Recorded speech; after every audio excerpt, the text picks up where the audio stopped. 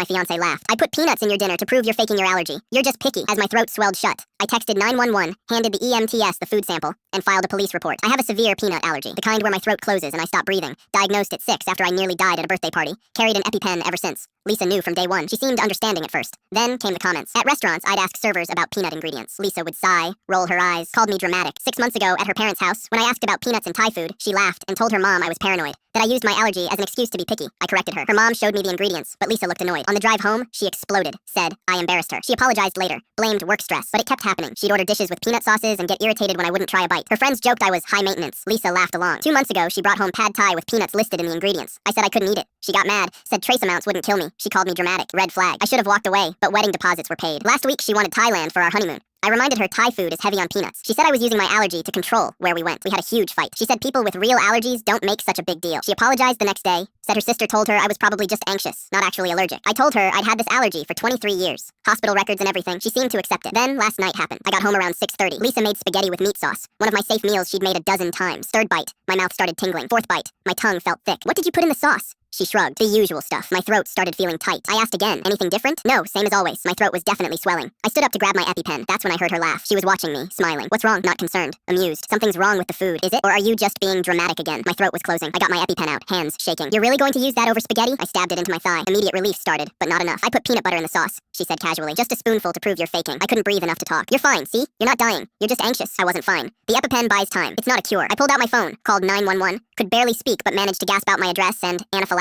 Lisa's smile faded. What are you doing? You're calling 911? I pulled out a plastic bag, scooped some spaghetti into it. Evidence. Why are you saving the food? Sirens. 2 paramedics came in fast. I held up the bag. Evidence. She poisoned it. Peanuts. I'm allergic. The paramedic looked at Lisa, then back at me. She put peanuts in your food knowing you're allergic? I nodded. He took the bag. Lisa followed us to the ambulance. This is insane. They shut the door in her face. At the ER, 2 cops showed up. I told them everything. The months of dismissiveness, tonight's dinner, her confession. They had the food sample. Smelled like peanut butter. About 30 minutes later, she just walked into the waiting room. 5 minutes later, shouting from down the hall. I have a right to see him. Then, ma'am, you're under arrest for assault with a deadly weapon. They kept me overnight. My phone had dozens of texts. First, are you okay? I'm sorry. Then, this is an overreaction. Then, you're using this to control me. Then, please don't involve the police. Too late. The cop came back. Lisa had resisted arrest. Claimed I was mentally ill. When they showed her the food sample and medical records, she admitted putting peanut butter in the sauce to prove I was faking. They charged her with assault with a deadly weapon. In our state, knowingly exposing someone to a life-threatening allergen qualifies. Lisa's family called screaming I was destroying her life. I blocked them all. Trial was 4 months later. Prosecution presented the food sample, medical records, EpiPen, paramedic testimony, texts, her admission. Defense tried painting me as controlling, said Lisa was helping me overcome an irrational fear. My medical records destroyed that. 23 years of documentation. Jury deliberated 3 hours. Guilty. Sentencing 3 years. She'd serve 18 months with good behavior, rest suspended to probation, plus anger management and mandatory education about food allergies. Her family screamed at the judge, had to be escorted out. That was 18 months ago. She got out last month. Protective order is permanent. She's not allowed to contact me ever.